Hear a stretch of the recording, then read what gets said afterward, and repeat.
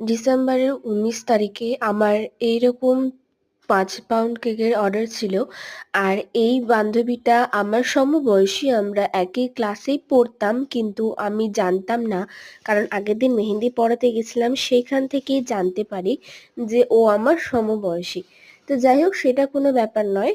আজ থেকে প্রায় ১ মাস আগে থেকে ও আমাকে অর্ডার দিয়েছিল। ডিসেম্বরের ১৯ তারিখে ওর যেহেতু ফার্স্ট ম্যারেজ অ্যানিভার্সারির জন্য কেক নিবে বলে রেখেছিল, তো সেইটাই আমি কেকের ভিডিও তোমাদের সাথে শেয়ার করলাম।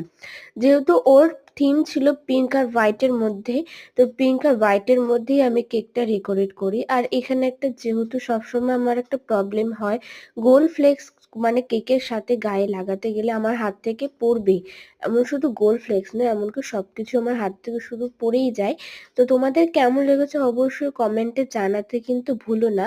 সমস্ত কিছু এডিবল আছে, আর কেমন হয়েছে কমেন্টে